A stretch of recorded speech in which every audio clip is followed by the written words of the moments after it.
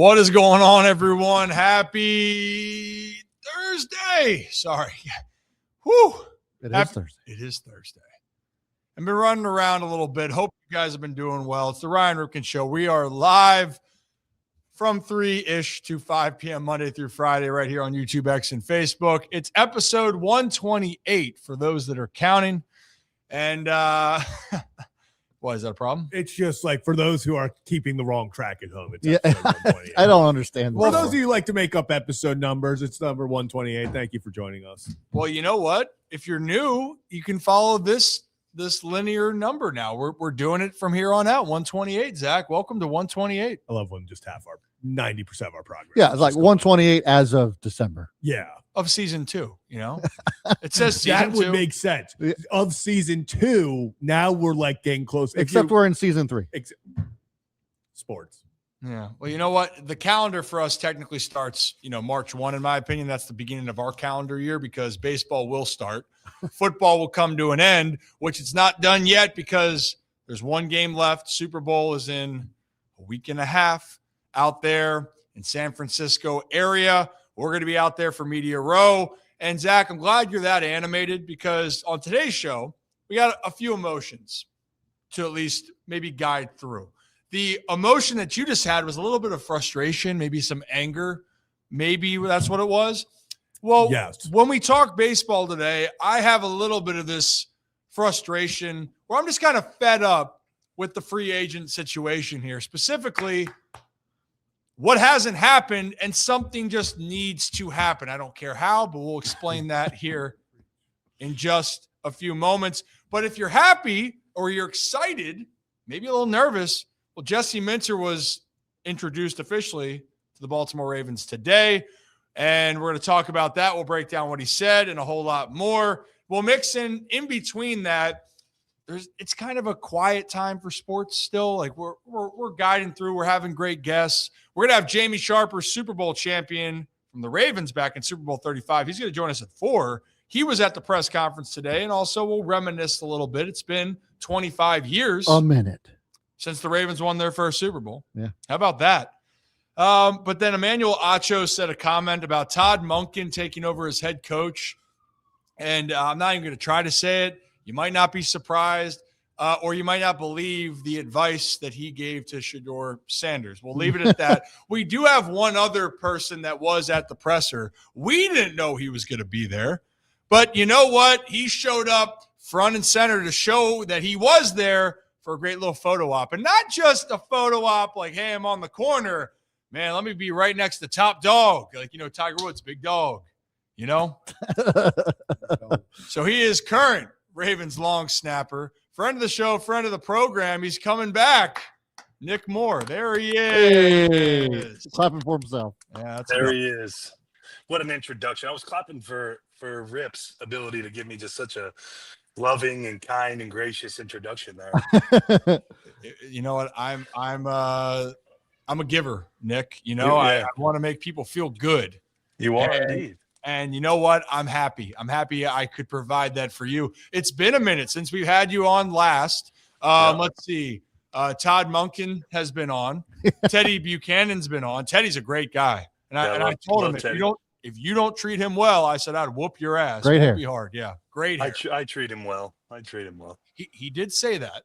He's a good kid. That's a good kid right there. He is a good kid. That's a good kid right there. He's a great kid. Who else do we have on? Charlie. I believe Charlie Kolar. Yeah. Yeah. Charlie, the night that John was let go, which I felt like brutal timing, but Charlie's amazing. Handled it well. He did great. And then now you're back. I'm here. Tony Dungy, Haruki. We had 2 Super Bowl winning quarterbacks on since Nick's head coaches. Yeah, head coaches. Sorry. Mm-hmm. Yeah, I did see that. Yeah, I saw that. That's fair. Well, Nick, welcome back. I'm here now. You are here now. We're happy you're here. And, we got a little time with you because you're a family man. It's the off season. But according to you, you were putting in some work today. I was trying to anyway. But the presser ran me short, cut my workout short, Okay, so give the context to the people here. So the press conference for Jesse Minter was held today around 11:30. Yep. So you went in to get some work in. Yeah. And then you're like, well, I'll just stumble on into this meeting. No. Rest No.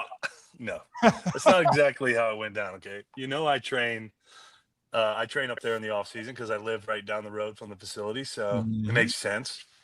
Got everything I need there. So, but I was planning on going in to work out a little bit earlier because I knew they had asked me to come to the presser. Tom Valente had asked me to come in because I'm in town. And I said, yeah, of course.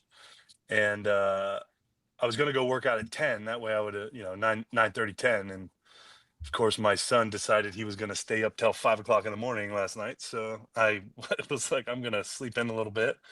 Didn't make it in till about 10:45, and got a little bit in, and then went over to the press, moseyed my way down. That's why I looked, I look raggedy because I haven't got a haircut in a while, but I looked like a bum in that picture because I did not expect to be there. I was standing there. I was talking to Justice and a couple of the other guys that were right there, Trav, and Jesse comes walking up, and he's high-fiving everybody. I had known him when my first year here. He was coaching DBs, so I'd already had a little bit of a relationship with him. It's been a few years, but dapped him up, said what's up, and then he just decided to stop right there, and I was like, oh, okay. I guess this is how it's gonna go right here. I guess I'm in the middle, and it's an honor to be up, to be up there. But I texted my wife after, and I was like, man, I got a wedding coming up next week, so I was waiting to get my hair cut. And I was like, I should have got my hair cut for this one. I look terrible. The gray is really graying right now. You can see I'm like self-conscious in this camera right now. So Dude, you look. it happens. Great. You got to It embrace blends that. in. It looks It real blends good. in with I'm getting ready to go outside and play in the snow with the boys, and got my beanie on, and it blends in with the beanie. It kind of matches the colors. So You know what? There's a couple things. One, you look ready for the season, which and the seasons, which a lot of snow still outside. But you're also a seasoned vet now. Like, you got to kind of play the part, man. Like, it's been different now. Minter, he called me and said, "Hey, I need Nick to step up this year. We just lost Gordon to the Giants. We need this guy to be that Grizzly Adams veteran here. So, like, you play the part. I can do it. You look good. I can do it. I mean, I'm embracing it, wholeheartedly, going all in. Just gonna let it ride for the next 12 months. Just look like see how much of a beard I can get, how long my hair can get. Yeah, if KVN doesn't come back, that makes you the old man on campus, right? No, dude. Thankfully, John Jenkins is still older than me. He'll be back. That old man. That's an old man right there. I love Big John, but that boy is old now. That boy is. Hey, that's an old soul. When we signed on the same day, and I was like, oh, thank God you're coming back, so I'm not the oldest guy in the room now. I'm still the second or third oldest now. Yeah, well, you know what? Your looks aside, which, I'll stop on your outfit apparel, even though those shorts were looking pretty short up there, man. We look like we're back 80s style basketball right there. Showing the VMOs off, man. That's why I do my workouts. Got to get a little confidence boost. Let the quads come out and breathe a little bit.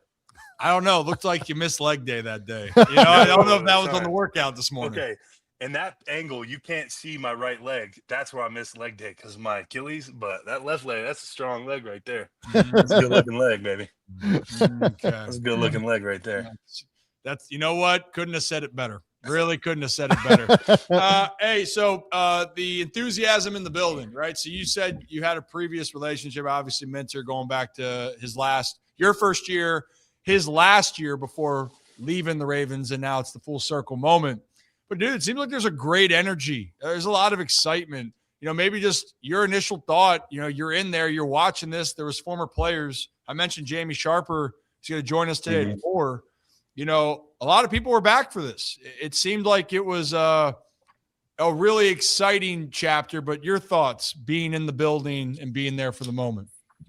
I definitely think that there's a lot of excitement around. I mean, I've talked to a lot of the guys on the team, and a lot of the former guys that were in there, Sam Cook and Nick Boyle and Kadri was there, and Jimmy Smith and Levine, and some guys that played for Jimmy when he was coaching here, but also knew him aside from that. And, I think there's a lot to be excited for with the future.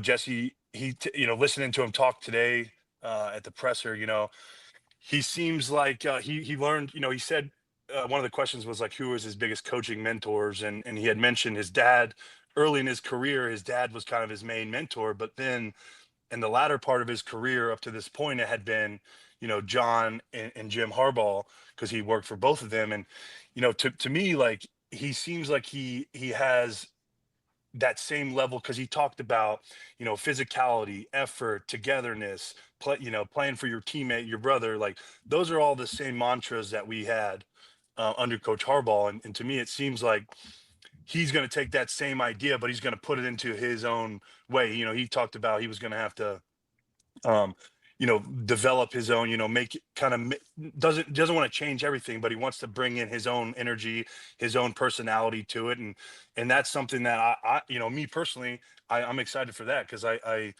think Jesse's done a tremendous job as a defensive coordinator.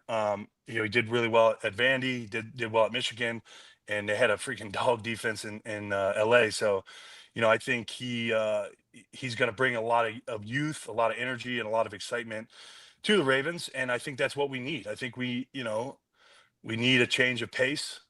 We've been stagnant for a while, and that's not a knock on anybody. I love playing for Coach Harbaugh, and I think he's one of the best coaches in the history of the game, and I wish him nothing but the best. But sometimes change is good, and I think that Jesse's the man for the job. I'm really excited. Haven't got to talk to him too much. He did say he was going to reach out and talk some more. Obviously, with Chris Horton going to the Giants, there's some a void in the special teams room, and as you said, I'm the longest tenured special teams player that we have, and he had mentioned he wanted to talk to me about that a little bit. So I'll see, and if I get an opportunity to chat with him, I'll look forward to that. And I just think for us, we have so much talent. There's so much positivity that with the Ravens, I think that the future looks bright for us, and I'm excited for what's coming. And I think everybody in Flock Nation should. Jesse, he's going to be a great football coach, and obviously with Eric and Sashi and Mr. Bishotti and all the front office guys, they work tirelessly to get here, to get to this point, and they've made some unbelievable choices, in the draft as far as personnel, especially when it comes to the long snapping position. And so I think that they picked the guy that they know fits the culture, fits the brand of the Ravens, and is going to bring in his way of doing things, and kind of spruce it up a little bit, and make, we're always trying to get better, whatever that is, whether it's football, whether it's culture, whether it's communication, whether it's relationships. And I think Jesse's going to be the next best thing for us, and the perfect step for us to get to where we want to go next season and beyond. Yeah, I mean, look, it's a great opportunity. There's familiarity, and there's a lot of love and passion, not only to go out there and win games, but he's got a passion for being the head coach of the Baltimore Ravens. He's got a passion for the city. Mm-hmm. And with a group already that has high expectations, it looks like he's ready to bring it. Before, I know, Nick, you got to go be a family man here. And a very humble brag, a long snapper, extended long snapper for the Baltimore Ravens there. But we know that Chris Horton's gone, and we've talked kind of extensively about him. Like, we understand that, when we were sending messages, he's a stud, right? And good for him, the opportunity to go there and join John. But the news came out, right, that Randy Brown is going to be retained. He's staying in Baltimore, and Randy's worked with the team, at least 19 years. Yeah, so I can 20 years. I mean, so maybe with that, you are keeping a key piece right there. Can you speak on Randy real quickly? I know losing Chris, but it's got to feel good knowing you're going to have one of the guys that's been around for a long time. Absolutely. I think Randy Brown he's arguably the pioneer of the specialist game in the NFL. He kind of started to make it mainstream. He's kind of the guru when it comes to specialist coaches in the NFL. There's not a lot of teams that have a guy like him on staff that knows the ins and outs of kicker, punter, and long snapper. It's a very unique brand. People look at it from afar and it's like, oh, you just snap the ball upside down between your legs to a perfect spot with the laces going out facing 12 o'clock, and the holder just catches it, puts it down little nanometer of grass that he can't even see, and the kicker just has to hit it in the perfect spot to get it to go through the uprights and fight the wind and all that. But I think he is the guy that created that idea that this is a huge piece of the game, as we've seen throughout the playoffs and the entirety of the NFL this season and in my entire career. Games are won and lost with the specialists. You win, you make your field goals when you're asked to make them. You pin them deep when you're asked to pin them deep. You get a big return. Those are the things that change the game, especially in the big games. And unfortunately for us, we were on the on the tough side of that this year in a couple games. But it's just such a huge piece to have him. For me personally, I've built a relationship with Randy. I've worked with him for 6 years. He was the guy who originally was recruiting me as a free agent when I was coming out of college.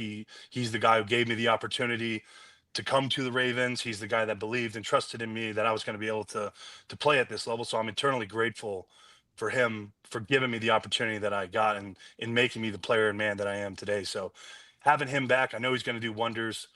Continuing working with Tyler, and then whatever situation happens, whether we bring Jordan Stout back, which I pray to the Lord above that we do, or we bring a new punter in. I think having him there is just huge, and he has so much knowledge and experience in the league. He's been in the league since the mid to late '90s. He's coached a lot of great players: David Akers, Justin, myself, Sam Cook, Morgan Cox, Jordan, all these guys. That he's just such a talented coach. So having him back is great for us. He knows the culture. He knows the standard that we have on special teams here in Baltimore. And Chris, he had been here, I think, since 2014, so 12-ish years. And he was the cornerstone as the coordinator the last few years. But I wish him nothing but the best. I hate to see him leave. I had a really special relationship with Chris and his family, and my kids and his kids, and I'm happy that he's getting the opportunity in New York. I know he wants to be a head coach, and this is the next step for him to make that dream a reality. So I wish him nothing but success up there. But Randy Brown is a huge piece for us to bring back, and I hope that the next ticker we see is that they're going to retain Anthony Levine as well, because both of those guys are unbelievable special teams coaches, and I think that what they bring to the table is very unique. And for the Baltimore Ravens and the culture that we have and the expectation, the standard we have on special teams, nobody knows it better than those guys. And I think with them, we can continue to build off the success we had this past year on special teams. A lot of young players, a lot of guys will be coming back. And I think having them with the continuity of the system and things like that, that'll be huge for all of us, and continuing to get better, continuing to be dominant and really change the game and give our team the best chance to win every single time we go out on the field. So, huge shout out for them keeping Randy Brown. So it's a big move for us. Because I know everybody thought that Randy was going to go with John because they had been together since back in Philly. Not so fast. Yeah, exactly. Not so fast. fast. He's staying. It's a huge day for us to have him back. And I know, with Tyler Loop and myself, we work with him day in and day out. He's the one that helps us. He coaches us, helps us get mentally ready for the games, takes care of us during the week. He's such a valuable resource to have. And so I'm stoked that he's still here. I saw him today. I don't know if you guys saw the post. So I was eating lunch with him today after the press conference, and they posted that they officially were retaining him. And he showed me the thing on his Twitter, and I'm reading it. And I'm like, oh, like, sweet. I knew that this was like kind of a thing. Like, I'm stoked that you're coming back. He goes, no, look at the picture. It's not Randy. It's the picture. It's so funny. It's a picture of TJ Weiss, who was a special teams assistant my first 3 or 4. I think he was here from 2019 to 2023, 2022-ish era. And I just thought it was funny that Randy's been here since 2008. Everybody knows Randy. He's got the gray slick back hair. He's about 5'8". He walks around like he's the president of the United States, and he kind of does his thing. So I just thought it was funny that they made that mistake. So, but a huge ad for the Ravens. So go team. Good for him. Do you know who tweeted that? Pro Football Talk. He was like, come on. Oh, no. Tough. Like, that's like a legit thing, I guess. Tough I don't for know the too much about program him, there. Yeah. They've made mistakes I'm like, dude, they get me wrong all the time. They think I'm Pat Ricard. So Uh, that's just how it goes, is that a man. compliment, Nick? For me, yes, it's an insult to him when they say he's Nick Moore, but it's a compliment when they posted, the Ravens posted a picture. I think it might have been the New England game, and it was like coming out of the tunnel, because Pat and I are always right at the front of the gate when we're coming out of the tunnel. Yeah. And so the first picture was me. The second picture was not me. It looked like an absolute Greek god, and like it was like shadow, so you couldn't really see who he was, but he was like a black outline. And they tagged me in it on that picture, and I was like, that is not me. Okay? Like Yeah. I know I look similar, but like the belly is way too tight, like way too tucked in. Like that is definitely not Nick Moore. Yeah. So I mean, we know you're one of the strongest long snappers in football. I don't know about that, but I'm definitely the heaviest. There's no Yeah, doubt. I was gonna wait for you to say that, but yes, that is I all am. of it's true. All of it's true, and you're a good kid, Nick. I don't want Ashley to get mad at me because you've been talking for so Yeah, long. well, she knows I Okay. ramble. So, but That's okay. tell her I'm sorry. You and I will have our date night, Nick, but We we'll will. also, Ashley's welcome as well. So, All right. and we don't have enough time to talk about it, but dude, the SEC just kind of sucks now. Like it's, Ass. The way you hit me right there, right at the end, dude. You know I gotta leave, and you throw a freaking just jab right will to the say heart, real just fast. boom. It's Vanderbilt's conference. it might be. Built by Vandy. Built by Vandy. It's why they call him Vanderbilt. Because everything's built by Vanderbilt, by Vandy. Yeah. You definitely just used to more. be. Yeah, dude, Look, 2025 was not the year for the Ravens, nor was it the year for the SEC. or 2024. But 2026, we're back. We are back. I'm just saying the Next thing you know, Nick's gonna say how Notre Dame hasn't been relevant for decades. yeah. I mean, Don't make that mistake. Don't do it, listen, Nick. they had a good run in 2024, and that's about it. They should have been in the playoffs. Well, honestly, the three best teams were probably should've- Indiana, Notre Dame, and Miami. And Notre Dame didn't even play in it because they're like, oh, the SEC, we got to put all these teams in because they play in this conference and they're really good. All right, At least they Nick, play can in you a conference, bro. Nick, how about this? We'll have you and Coach Mickens come on at the same time, and you guys can debate SEC perfect. versus Notre Dame. I mean, I don't think there's much of a debate there. I'm just If we got to pick, we had to play 4 ACC teams. Come on, that's a joke. And then what? You play USC. Who are their other teams that they play? I don't even know their schedule because they're hot garbage. I think they always play Stanford, and They that's play two hey, hard. Nick. They played two hard teams this year. They lost both their games. I don't all want right? That's you- all I gotta say. Nick, I know you got to get going, so I don't want you to get in trouble. don't go anywhere. Alabama got boat raced by 1,000,000 versus Indiana, but like I'm not. I don't disagree. that's with, the SEC. I You're in the said- SEC championship. Yeah. I said the SEC had a down year. I said that. I just said that No, was how you- we started it. No, I said 2025 was not our year. Timeout. That's like Timeout. saying they had a down year. We still had like eight teams in the college football playoff, dude. Come on. And I think the debate is should they have all been in the college football playoff? Over Notre Dame, absolutely. Come on. Who did Notre Dame beat that was even remotely good? Oh my gosh, who did? You know what? I'm done. Who It's did they okay. beat that was good? Who? The only two teams they played that were good, they lost to both of them. Nick, we're running out. Ashley, saying, I'm sorry, she's gonna Ashley, be I'm mad, sorry. but I'm defending Your husband got her going. You know what, Nick? If we had this much passion this year, it might have not been a down year. You know? Hey, not everyone has the same level of passion as me. Okay, I am who I am. I was happy to see Miami get to the championship.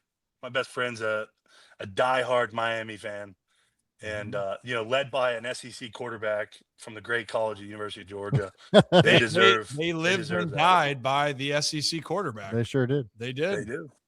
Hey, hats off to Indiana, man. That's a hell of a football team. Yeah, honestly, they're one of the best teams. They were. in They the were the history of best team. Coach Bignetti is a They national were, treasure. dude. I don't care. That dude is a legend, bro. Did you guys see? I mean, everybody saw the press conference after the semifinal game, but that man had the gall when he got asked that question after the game right after the game, and he said, "I'm gonna go sit on the couch and drink a beer." Yeah. That is the most electric comment you could ever make. Yeah, I mean, that's like Peyton Manning said, "I'm gonna go have a Budweiser after he won the Super Bowl." Like, it's up that level. Like, that's how high up it is. Hey, That's just Well, and the unbelievable. faces too, just like on the sideline. Just Dude, he's a freaking. That dude's just laser focused all the time. He's just like, when he said the Google Me quote, like, obviously it went mainstream after they won they were going on this epic run, but like, man, that guy's got some. That's the dude I could play for that guy. he's seems got like some stones on him, man. He's got some stone. I mean, he's true. Like, They're hanging out, man. He Yeah. don't care. But that's also the aura of the Big Ten now. It has changed. I and don't it has think that's the changed case. into their favor. Nick, I think one was- guy. Okay, one coach. All right, slow your roll, dude. Okay, chill. Just calm down a second. Nick, it's good to see you. Just calm Fernando down. Mendoza is going to be the number 1 overall pick. Another guy. It's probably not, but he's a good player. He's a really good college football player. Okay, we're going to save that. So apparently, according to Nick Moore, Fernando Mendoza will not be the number 1 overall pick. Bro, Who? Who's yours? All right, Nick. Good to see you, man. It was great to see you. I thought everyone's saying he's gonna be like a late pick. Where have you been? He's the number 1 over. Where have you been? Dude, I don't He's gonna use be a social Raider. media, bro. I don't use social media. Did you watch the national good. championship? Did you I did. watch No, him play? no, I did. I just thought that Mel Kiper was saying he wasn't the guy. That was your first mistake. Oh well, that's all I pay attention to. No, I have limited time on social media, dude. I've spent the majority of my time watching a peanut play Arc Raiders, so You must have That's saw basically Bill what I Polian's take too. Oh Yeah. gosh, it's tough. that's what I play. Oh, Nick, it's okay. It's okay. He deserves to be the number 1 overall pick. Okay, let's put it that way. Yes, You know what? We should learn that you should learn to lead with that instead of Okay, You know, I'll take it back. The guy won lot the of Heisman, them- took the worst historic football team How we in get college him football to win the national championship. But We should have he another deserves it. 6-hour draft watch party here. We Yeah. should. Well, for the 24-hour stream that we do, we know how we can spend At 22 of least the hours 22.7 of those. is talking to Nick about the rise of the Big Ten. Yeah, All right, this hey. 15-minute call went 30 minutes. So yeah, thankfully. Yeah. Okay. Well, Oh, I tried to stop you. I tried to stop you. Okay. Hey, Don't blame me when I Ashley. do. We put the people first. Okay, we put That's the right. fans, the viewers. We put them first. Okay, over our families. All Yeah. right. My son's gonna last about 2.5 minutes outside. It is so cold outside right now. Yeah, He's gonna last. It's gonna take us longer to get dressed, and we're gonna be outside.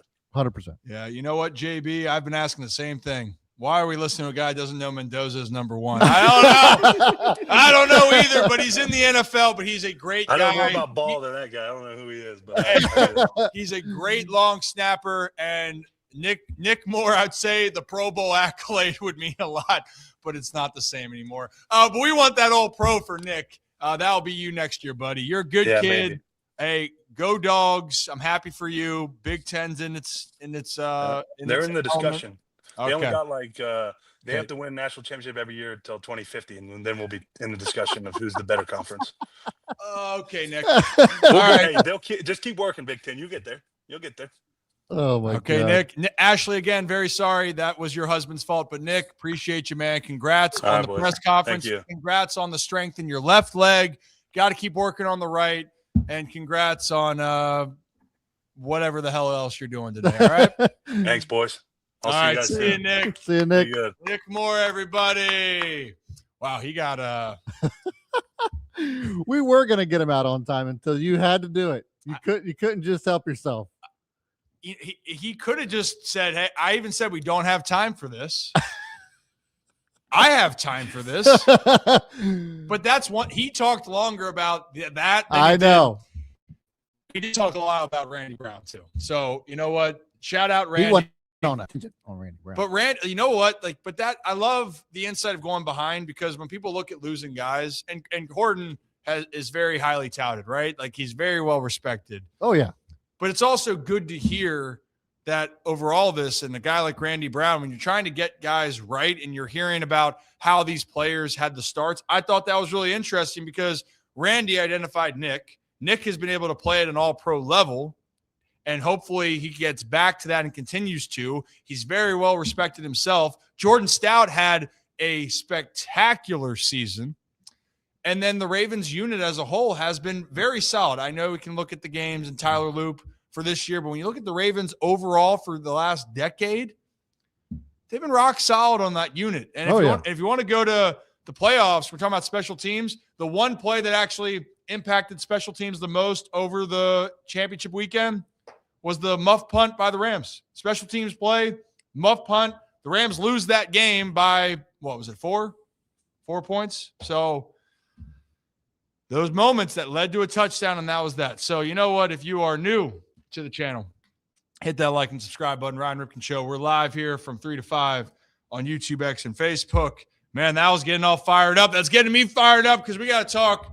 Oh, we will talk baseball. Maybe we stay with the fired up conversation because there was some other comments today, yesterday, last night. When was that clip from Emmanuel Acho? Is that last night? It was today.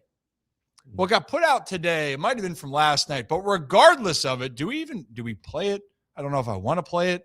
We should play. Okay, so Zach, if you could find the clip and give me a caca when you're ready, would be great. We already got it. We didn't need the caca because we're already ready. No, no. That's if we have to get ready. No, all right. So hey, when we have the clip, Caca. Oh, we have the clip. So Emmanuel Acho was on the Speakeasy, his show, his platform. So Todd Monken, friend of the show, friend of the program. Congratulations, Todd. He's the head coach of the Cleveland Browns. Yeah. It's amazing. I'm happy for him. It's his first head coaching opportunity. Obviously, there's some obstacles to overcome there in Cleveland. But that's not what we're talking about. It's that Emmanuel Acho on Speakeasy made comments that, quite frankly, I'm not surprised were said, but there were shots being thrown around left and right at Todd Monken, all former head coaches, and some advice that I don't think is maybe the most suitable to use moving forward. So let's play that clip. Any expectation for Shedeur Sanders under Todd Monken, I believe, will lead to disappointment. There is nothing about Todd Monken as a head coach that should get you excited. As an offensive coordinator, you could say Lamar Jackson had an MVP season under Todd Monken. As an offensive coordinator, Lamar Jackson had 41 touchdowns and 4 interceptions under Todd Monken. As an offensive coordinator, you can make arguments under Todd Monken. Stetson Bennett won 2 national championships at Georgia under Todd Monken. But as a head coach, no. Nothing about Todd Monken as a head man gets me excited. I need to see who the offensive coordinator is going to be.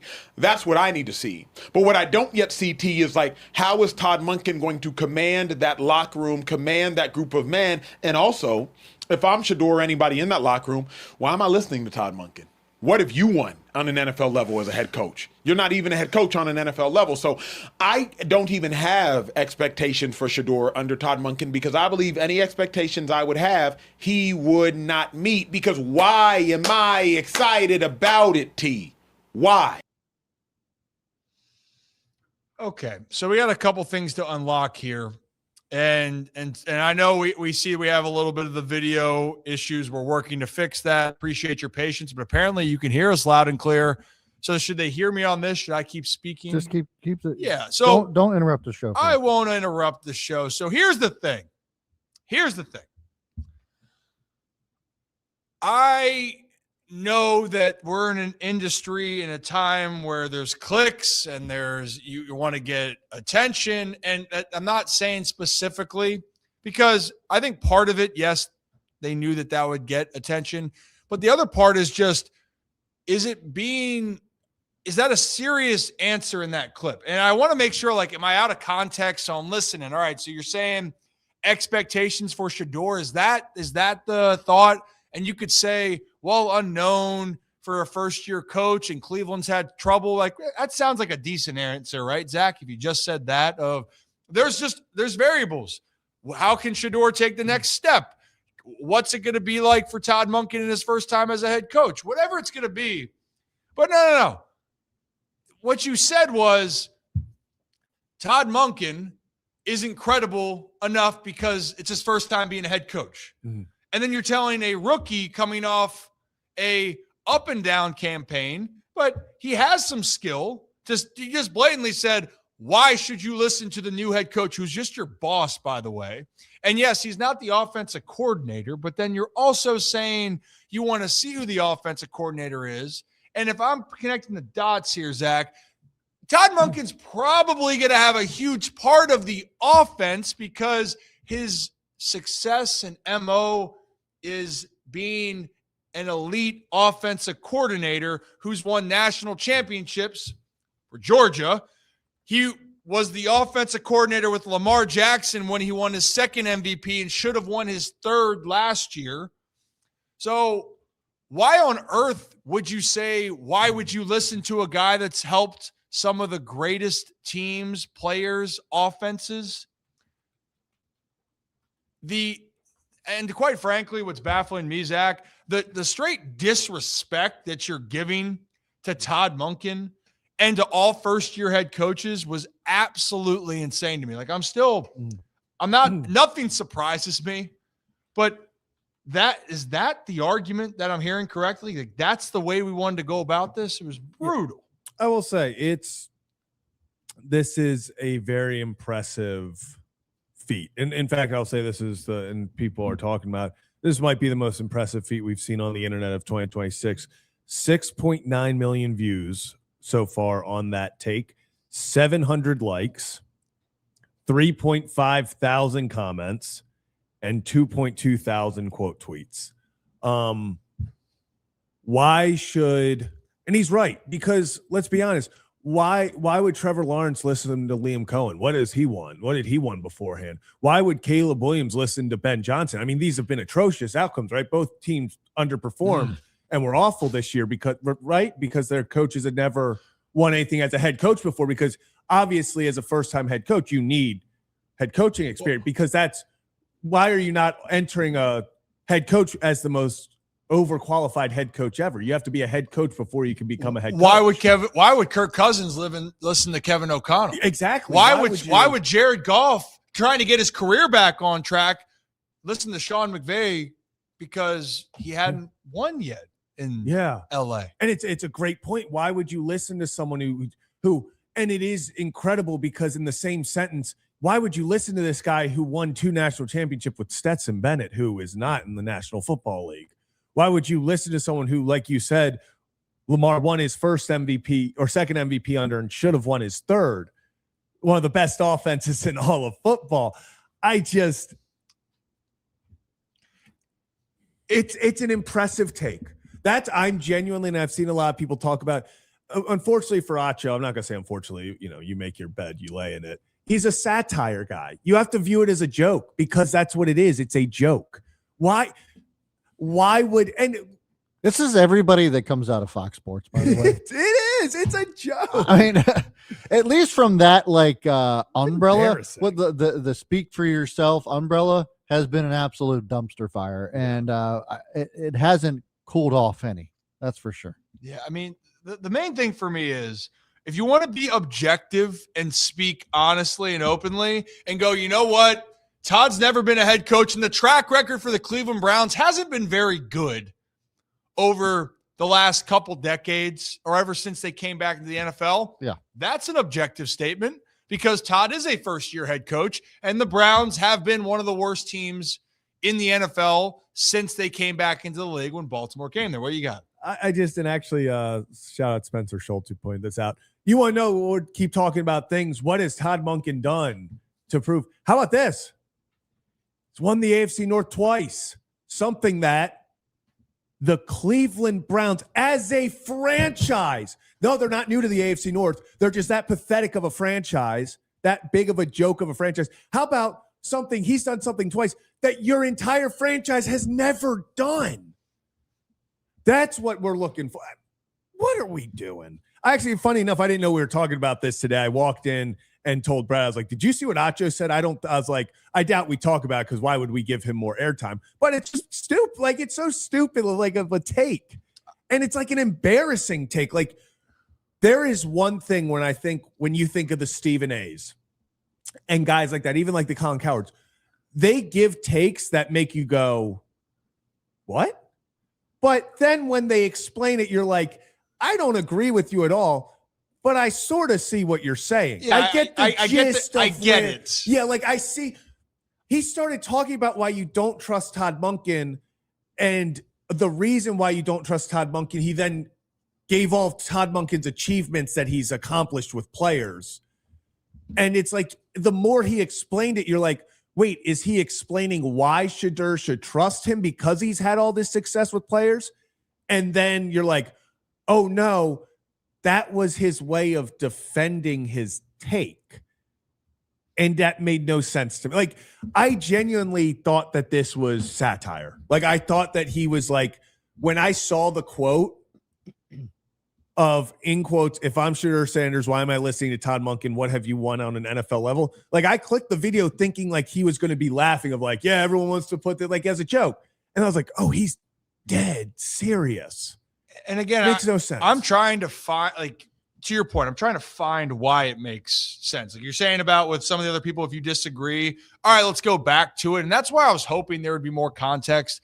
And the only thing I could get from that was he was saying about expectations for Shedeur. Does it change? But that's not even the point. You could just say, I don't know what to think because there's some unknowns. But the other part for me is just such a disrespectful take to not only Todd Monken, not only is it bad advice to Shedeur, who, mentioning his name and everything that's happening, that people already have a perception, whether fair or unfair, are going towards him.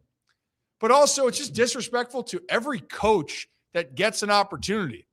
And also, here's my thing, guys. Like when we talk on the air here, anything that I would say out loud, I would say it to someone's face. Like I would just say, hey, this is my opinion. And, if you didn't agree with it, fine, we'll talk about it. But I have a hard, I'm trying to imagine this conversation. If Todd Monken went up and said, okay, so explain to me what you're trying to say. And then Acho trying to backtrack. And I know he'll say, no, it's misunderstood. You made it a misunderstanding. That's what happened. And I guys, I just get tired of that shit because this is the part of the media that I just don't like.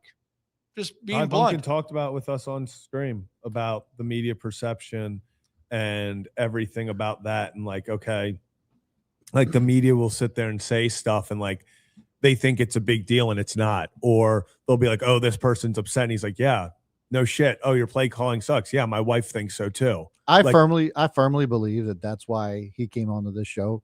We were the first people he talked to after the John Harbaugh firing, because like he knew that we weren't going to be like everybody else, and we just had a conversation with him, and that's what we try to bring to the sports world. Yeah, I mean the thing is, you want to talk about honest conversations.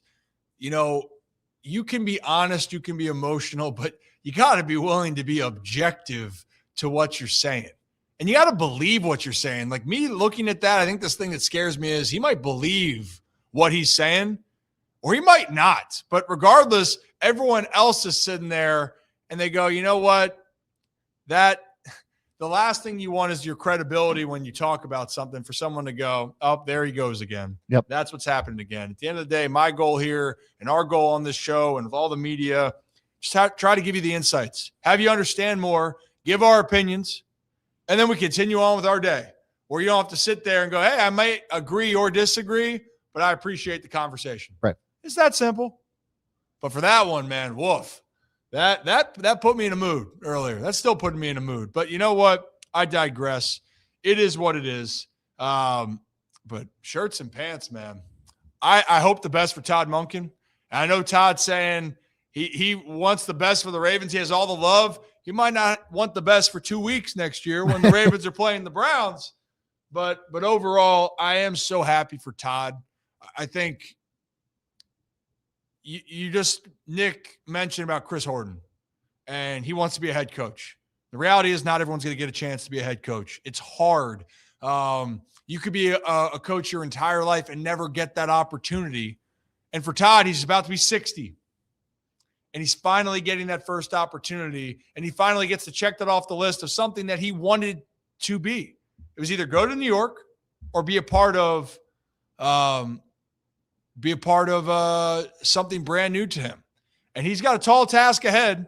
And obviously there's some more issues there with the whole Jim Schwartz was hoping and he didn't, get the job. And now here we are. But Todd Monken, I hope the absolute best for him. I hope that the Brownies, man, I hope they tear it up. They don't beat the Ravens next year, but they tear it up, get second, make a postseason appearance here. and Todd gets his flowers, because I know he's been waiting for the opportunity. I was just going to say, unfortunately, I will give him this. Emmanuel Acho, he didn't do much in the NFL, but he did one thing here that I never thought anyone could do. He's going to have me pulling for the Cleveland Browns and Todd Monken to prove him wrong of like, hey, maybe this time. And what I will say, super cool, I put this in our chat earlier, bunch of Browns content creator and fans have found our interview with Monken and have been quote tweeting stuff, just how ecstatic they are for him. So I'm glad the city understands how big of a hiring I genuinely think this could be for the Browns. Yeah. Because I love Todd. Super stoked for him. Said before, it's unfortunate it's in the AFC North, because I would love to be able to every week, like he says he's going to root like hell for the Ravens. I'd love to root like hell for Todd. Not going to be able to, at least specifically 2 times a year, but I'm glad that I think the people who actually understand who Todd Monken is, and not just a guy who has casually won back-to-back national championships with Stetson Bennett as his quarterback, led Lamar to his one of the best statistical seasons of all time, if not the greatest. So I'm glad that people understand that Todd Monken is that guy, and it's not just all clickbait stuff. Oh, for sure. And you know what? Again, the biggest compliment that players, coaches can get in general, it comes from their peers. It comes from the people they interact with constantly. And Todd Monken, even though he would have been a hell of a marriage counselor, and he will be a hell of a marriage counselor when his coaching career is done, if that's what he chooses to do, 4th and 1 every day, charges $300 an hour. But he's around because, 1, he's damn good at what he does, and 2, he's respected by his peers around there to get these opportunities. So we digress. If you're new to the channel, hit that like and subscribe button. Ryan Ripken Show. We are live Monday through Friday from 3 to 5 p.m. Eastern time right here on YouTube, X, and Facebook. You can also listen on Spotify, Apple, wherever you get your podcast. We will get into some baseball and get my 2 cents on all of that. It's still a slow market here, but I still have some opinions because I am kind of getting sick and tired of certain things. But what I'm not sick and tired of is the excitement around what's happening with the Ravens, right? They got a new head coach. First time in 18 years. That's an exciting new chapter for the Baltimore Ravens. They had the press conference. We had Nick Moore, Ravens long snapper. He joined us earlier. And if you're wondering who's this guy ranting on about the Big Ten and SEC, that's Nick. But Nick expressed the excitement from the group. Yeah. And we're going to have another member of the Ravens community, Super Bowl winner for the Ravens, going to join us here shortly. And I'm just going to check in with him. But make sure, actually, for a little housekeeping, Brad, some people ask me about the channel memberships. Could you just explain the channel memberships real quickly for those that are looking to join the Good or Better Kids? If you guys look over to the join button next to subscribe, you'll be able to check out the Rips Better Kids or the Rips Good Kids. It really just an opportunity for you to help support the channel even more so than you are doing right now. And in return, we give you all kinds of access to behind the scenes content, as well as high value interviews, see them before the rest of the world does. And it's just, again, another way to help show support for the channel. We're always continuing to improve that in different ways. Rip also does private live streams up there. And there might be a wild Nick Moore live streaming at some point this year. So if you guys want to help us out, continue to support the channel, you love what we're doing and you want to continue to see it grow, join one of those channel members over there at the join button next to subscribe is where you want to be, and would love to see you guys over in the group. That'd be great. And also, who texted me about doing a little Rip After Dark because he was feeling frisky? Rocco texted me, Rip After Dark, ? Because I haven't asked you or talked about it, so that's how I know you're itching for it. Yeah. If you're texting me about it, you're itching for it. And I'm just having a Ryan message.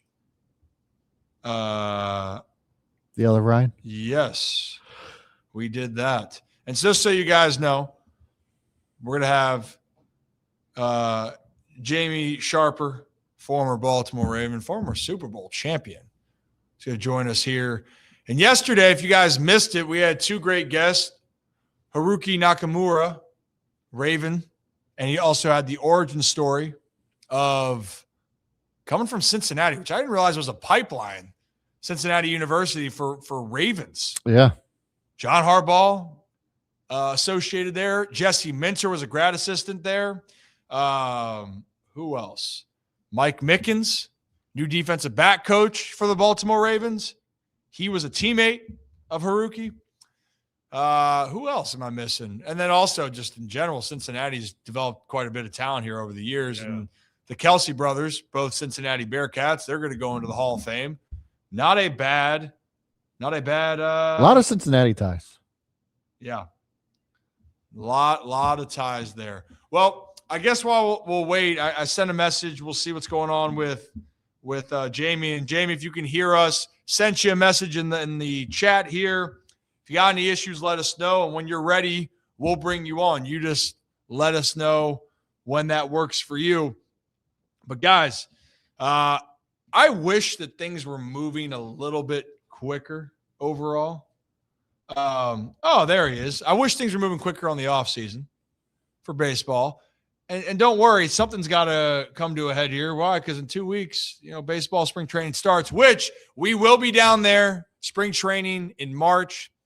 We'll explain that. We'll be out in San Francisco at Media Radio Row next Monday. We'll also explain all that. We have guests lined up, so that could change our timing. But, Jamie, give me a thumbs up when you're ready to rock and roll. All right, perfect. Okay, so reason why we're having Jamie Sharper join us, well, yeah, he's got the Raven ties. 25 years ago, the Ravens won Super Bowl 35. Damn, 25 years. I wonder, I got to ask him how he feels about that. But he's beloved here in Baltimore. Let's bring on, and new defensive coordinator, I'm pretty sure is what I'm hearing. Let's bring on Jamie Sharper. Jamie, how you doing? I'm doing good. How you guys doing? I heard you backstage for a while talking, so I was back here waiting for you to let me in. Yeah, I'm sorry. We didn't see the camera pop up, so I tried to message you. We didn't want to surprise you. Got you. Get you off guard. Well, hey, first off, congratulations yourself. Got the news. It's been announced. You're going to be defensive coordinator for the Louisville Kings in the UFL. How are you feeling about the opportunity? I'm feeling great about it. I've been working with the UFL/XFL for the last 3 years. Started with Reggie Barlow with the DC Defenders. I was a special teams coordinator and also the linebacker coach. So last year I was still with the DC team, and we won the UFL championship with a new coach, Shannon Harris, at the helm. So every year in the spring league, stuff changes up. New ownership group comes in. Mike Rapole from Noble came in, took over. He moved some teams around, and lucky for me, he moved the team to Louisville. So Louisville has a team, and it's the old Memphis team. And the head coach of the Louisville team is Chris Redmond, Ravens' former quarterback. And he called me about coming over and being the defensive coordinator and helping those guys out. So I'm happy to do it. I know all about the spring ball and the UFL. So we're going to have a great team, and we're going to have a great organization for Louisville Kings and the UFL itself. Which is amazing. It's always a Ravens connection, right? There's always something back to Baltimore. Friends hire friends. Yeah, hey, you know what? It's true. And I mean, we're kind of starting to see that here, at least over the years. Well, John Harbaugh, he went to the Giants, and he's trying to bring some members of his staff. Todd Monken, the offensive coordinator, now being the head coach for the Brownies, he's trying to bring some guys that he's friends with from Baltimore. And then here's Jesse Minter, who is assembling his staff, and there's some familiar faces, but you were actually there today at the Castle, if I'm not mistaken, correct? So look, I know that there's so much pride in this organization. You were able to be a part of the early stages of creating that play like a Raven and what the Ravens were going to end up being for the last, 2.5 decades then since the Super Bowl. But just give me your initial thoughts and the feelings of being in the building as the Ravens now have announced the 4th ever head coach, right, in Ravens history. Yeah, it was a great feeling. We were invited. Matt Little, who does a lot of the relations with the former legends, invited us and some other players.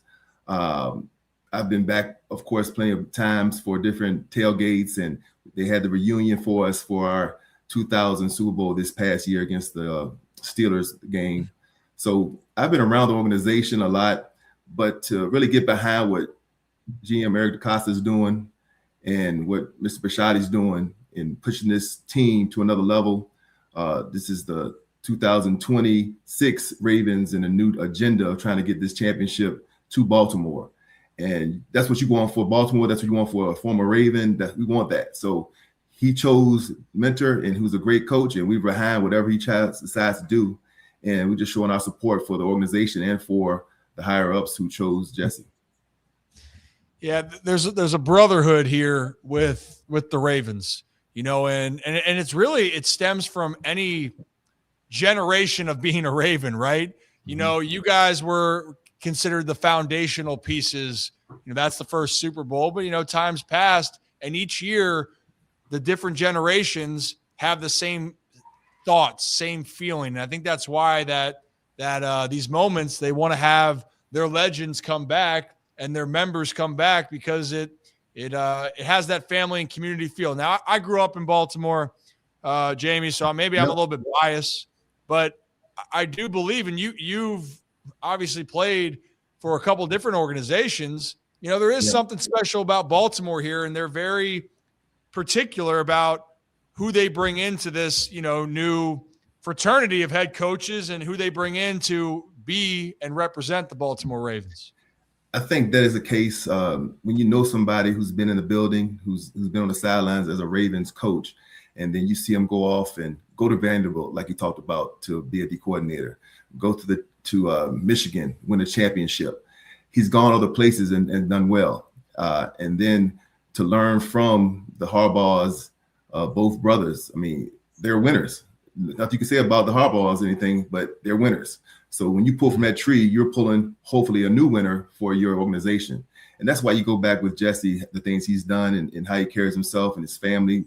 You just know that he's the right person for this job and for leading Baltimore into this new era, and hopefully getting this championship for this generation of younger Baltimore Ravens fans, so they can remember I was there for a championship.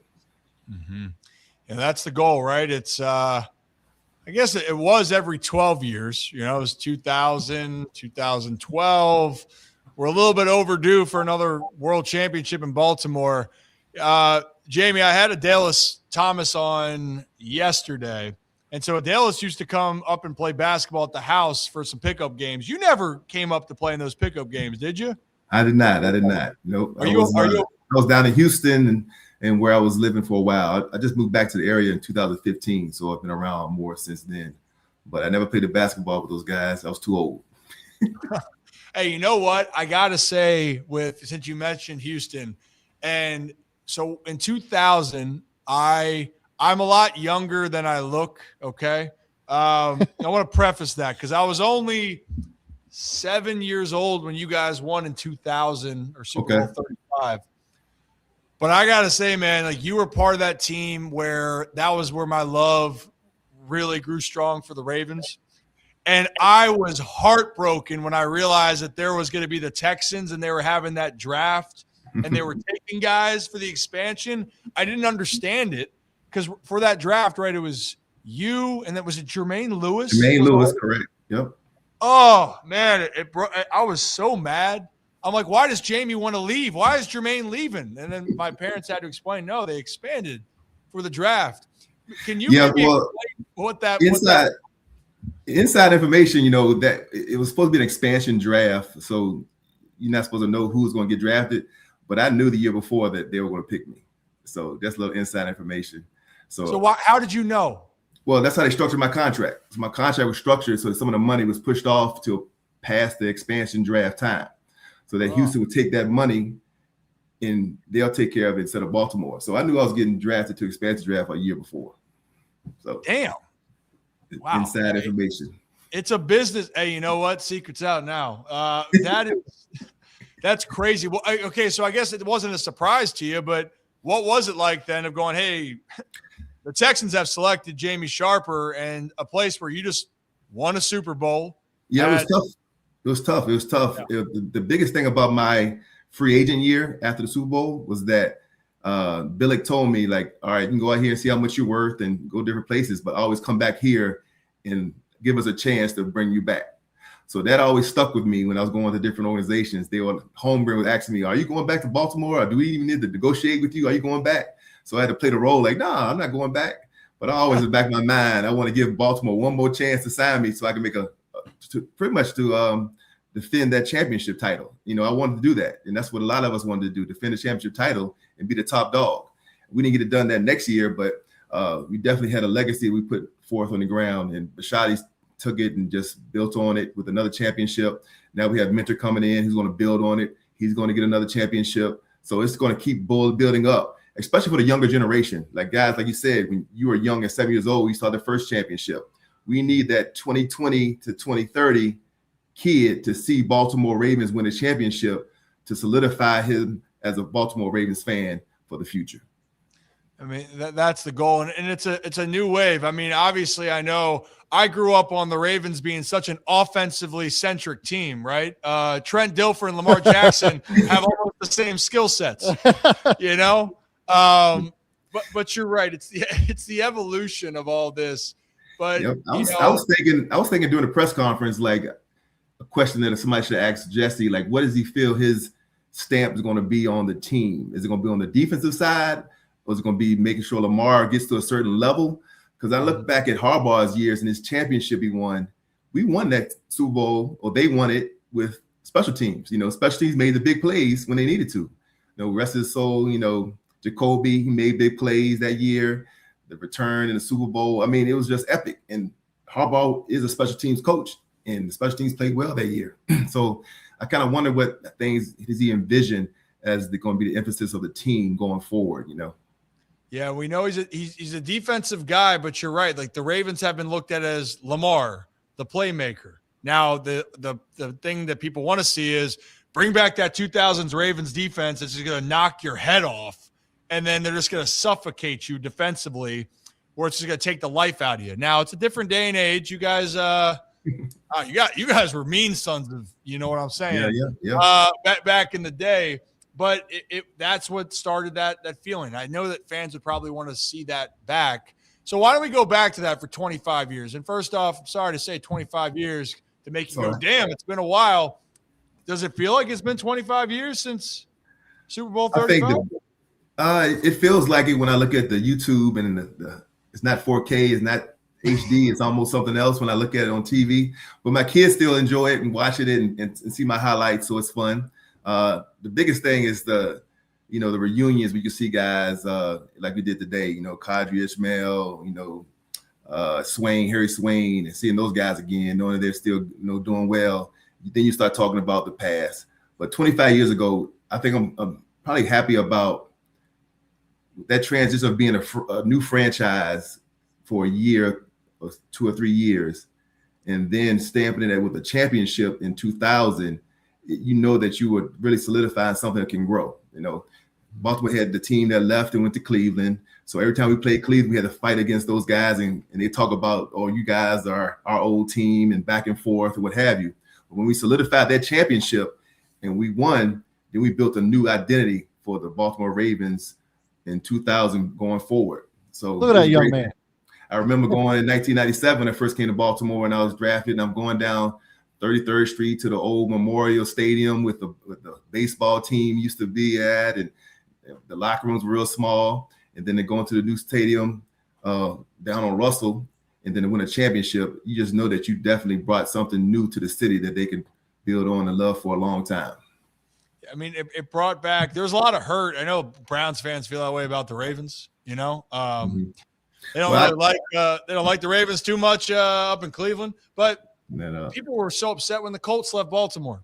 So to see the Ravens, start up here and to see how quickly that turned around, it reminded people how much they have such a pride for football here. I still think the roots of baseball here, and I grew up in a baseball family. So, I mean, Orioles have been here since 1954, but they haven't won in 42 years, Jamie. And I get reminded of it every single year that they don't.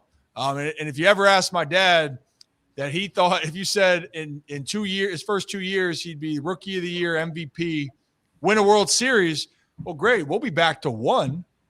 And they never went back. Winning's hard. Winning is special.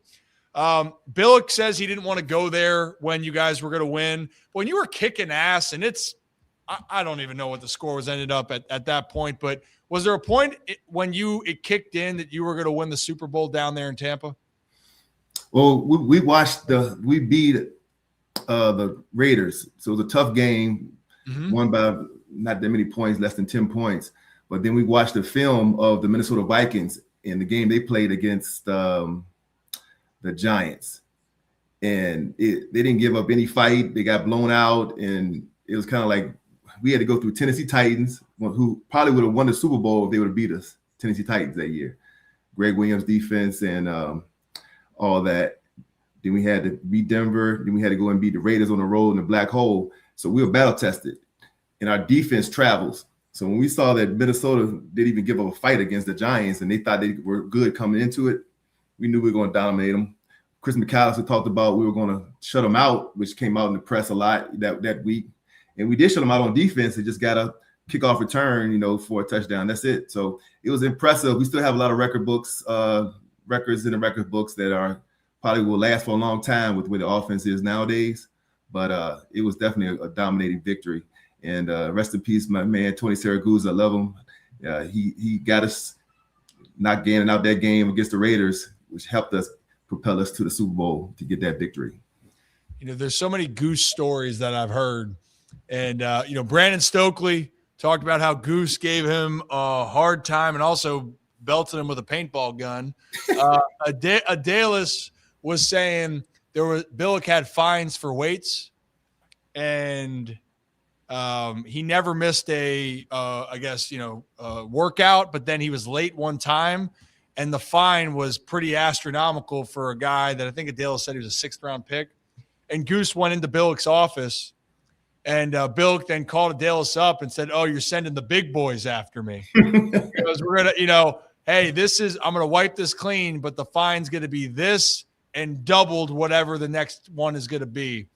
And it doesn't have to necessarily be a Goose story, Jamie, but is there moments that you take away, and it doesn't have to be necessarily what happened on the field, but is there a fun memory before I let you get out of here that sticks? There's always fun memories, especially with the team. Tony lived down the street from me. We both lived on Championship Court. 52 Championship Court is where I lived, and he was down there. I was a rookie.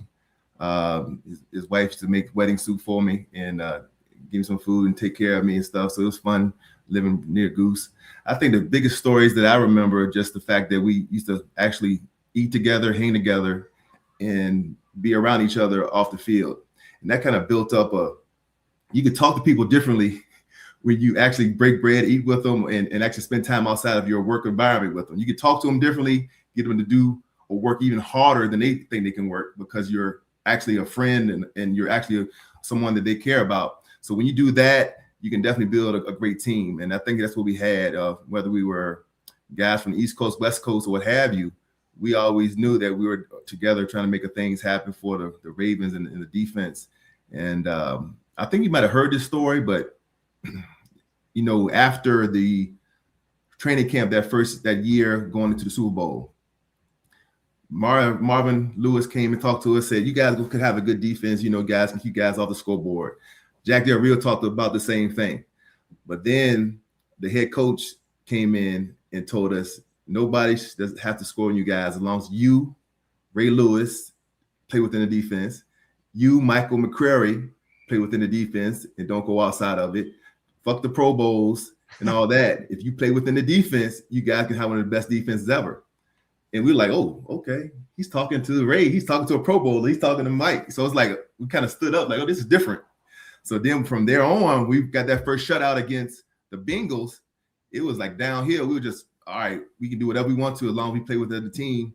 And the offense had some struggles, but we had their back. We kept guys off the scoreboard. And that's a historic year, historic points, only giving them 9 points a game. And I think it all came from that training camp. And I think we all knew what happened before that training camp. But the fact that we came together in that as a unit, I think it all happened in that training camp. And that certainly sounds like Billick. Getting to know Brian, it's funny. I go, hey, you've had some colorful moments when you address some players. And he goes, oh, I might have said a few words, to get a message across. We know the one with the Titans was one of the biggest ones. And It was. Yeah. Side note, I don't know if you knew this. You're talking about McAllister. Mhm. McAllister's the one that broke my dad's ribs his final year playing basketball. Yeah. Right. I remember watching that whole sequence. And I laugh. I haven't talked to Chris about it because I'm trying to. Chris is actually going to be on my staff with the Kings. Oh, so yeah? I'm going to tell him about it. Yeah, he's going to be on my staff. So he's down in Texas, and he's the coach of the corner. So I'm going to talk to him about it. Well, hey, tell him, we had talked in the past. I said, hey, he goes, yeah, I'd love to come on. Well, hey, tell Chris to come make his case. Why what the hell happened, man? Was it a clean play? Was it dirty? I mean, I was young. But my dad's like, yeah. He goes, he packs a punch. Like he's what's the correct term? It's like a shit shit house. A brick shit house. Yeah. It's like, yeah, I don't want to mess with Chris either. I don't want to get hit by him. Cal, you might be 6'4", 230, but Chris packs a punch, dude. And it was a loose ball, shoulder, whammy. But it ended up it was 2 weeks before my dad's last spring training. Oh wow. Yeah. So there it was. My dad wanted to remind me. He goes, "We still won the game. We still kicked them out." I go, "Okay, that sounds about right." I was asking your dad one time. I saw him about what age did he let you throw the curveball, and he was telling me about how he doing something with his fingers or something. Yeah, the way to throw. You know what? Damn, that just opened up this whole thought in my mind, Jamie. Like that is now it's hours of my dad explaining at a young age of when to throw it, and he wouldn't have me throw at a certain angle so it wouldn't hurt my elbow. I had to throw it more over the top. Yep, there it is. Told me. Yeah, because I'm worried about my son. My son's the 10th grade, and I got him playing baseball, but he's a strong arm, but I don't want him doing too much because I hear about all these these elbow surgeries and stuff. So I'm like, when should he throw a curveball? He's like, well, he had you throwing early, but he had you doing it with his wrist more than the elbow and all that. Yeah, so did he give you the demonstration? He did, yeah. He did. That sounds about right, too. You know what? The funny thing is, if he answers my call later on, I'll mention it to him again. Yeah. But I guarantee you he's going to go right down that rabbit hole, and he's going to tell me the exact thing about how you spin it. You want to snap your finger almost when you throw it, and I'll be like, oh, gosh, I'm back to being 10 years old again. Mm-hmm. Hey, Jamie, I appreciate your time. Definitely. I'm glad that – I'm excited for you to help out and coaching again with friends, with Redmond, McAllister. That'll be a blast. But I appreciate you continuing to be a bright spot for the Ravens community. And I'm glad you feel the same way about Baltimore. And, I appreciate your time. And tell Chris to come defend his case. I will. I'll give him a call. All right, Jamie. Appreciate you, man. Have a great rest of your day and talk to you soon. Y'all take care. Thank you, Sharp, Jamie. Everybody. I didn't want to bring up, Zach, that you were not born yet. No, I was a year old. He was in 2000? Oh, 2001. Damn. Yeah, because I turned 26. Well, then clearly you remembered it. Oh, my God. Yeah, I was partying that night. Back with the boys. Just milk drunk. Yeah, To the window, to the wall. Ray Lewis and the boys out there when we were young. Big Stover guy that year. Stover. I came out the womb loving special teams. The first words were 1/3 of the game. It's a third of the game. People doubt it. Sugar. If you're new to the channel, hit that like and subscribe button. There's always a Saragusa moment, right? That's always talking about his impact. And I love the fact that I know we talk about national stories, and I know we talk about a lot of things, but we got a lot of pride for Maryland. We got a lot of pride for the teams in Baltimore, but it's because hey, not only the teams, but the community, it's special. Yeah. And we feel that way about our community. And speaking of our community, Laura, whoa. Damn. Whoa. Want to press that button real quickly? Whoa. Which one? The Laura's donation. Oh, well, that's amazing, too. I was saying click the donation button real quick. Okay, well, I got you. Got it? Yeah. Whoa. I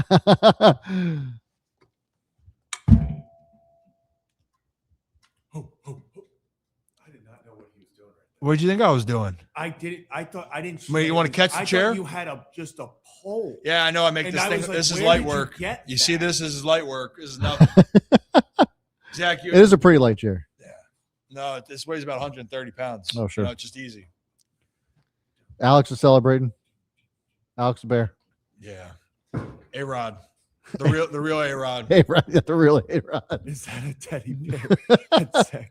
Yes. Yeah, so the truth be told of that story, A-Rod or Alex's people. Alex Rodriguez. I got that teddy bear.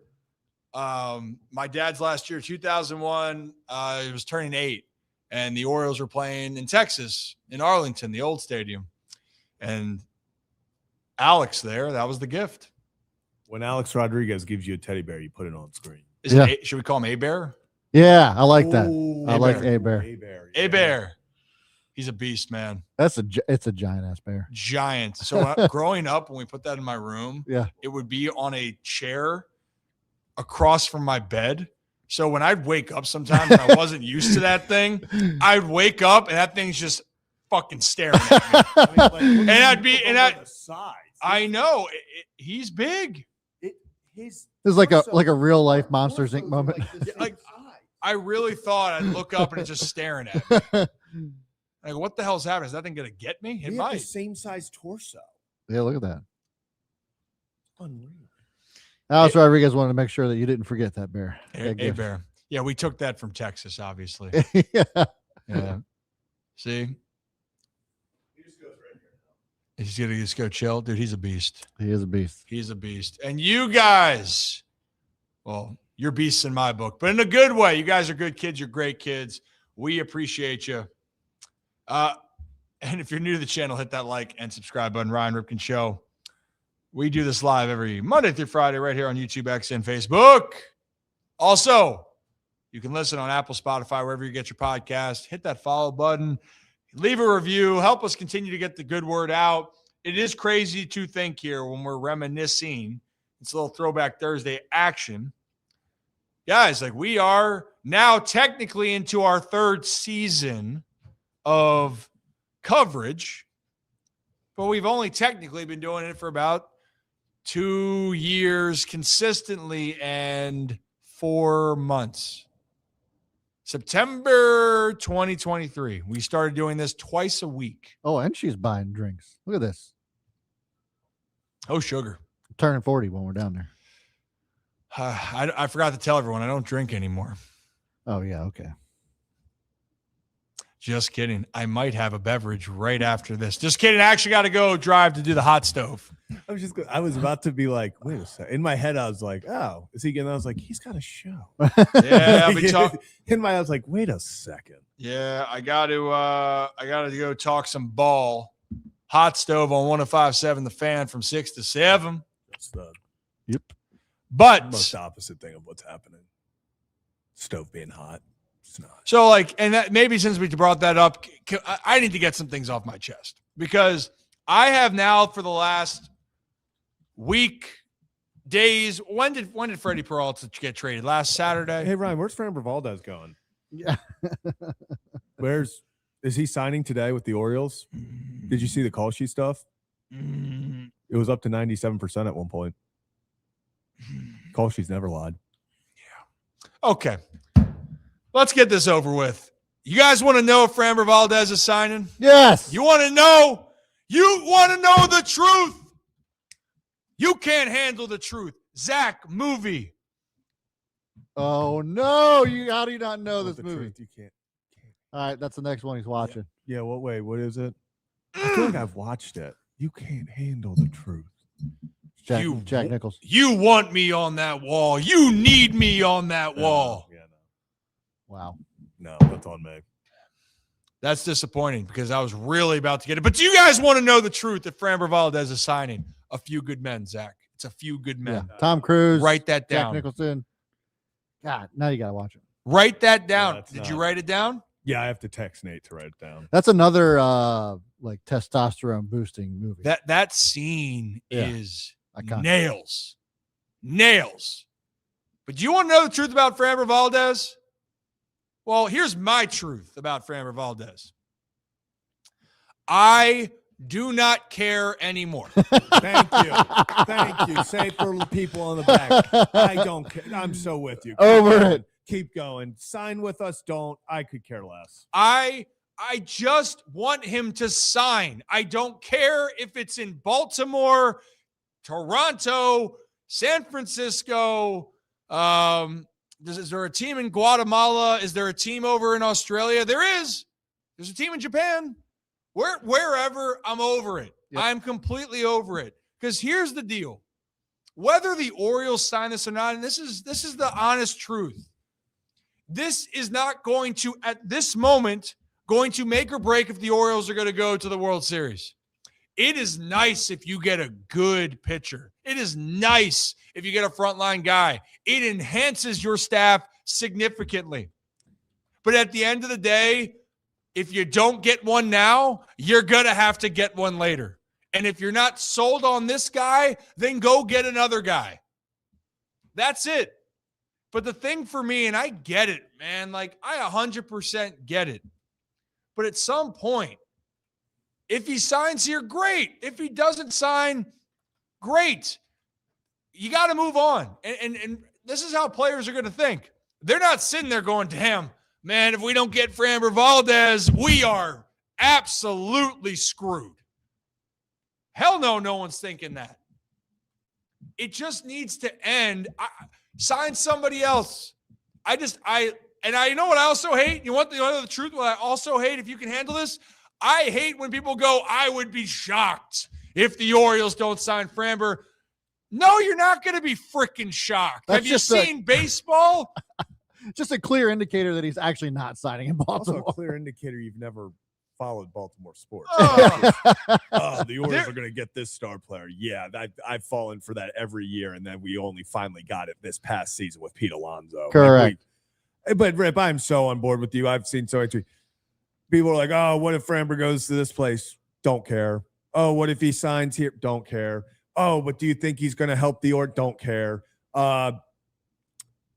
Wait, we don't know why he isn't signing.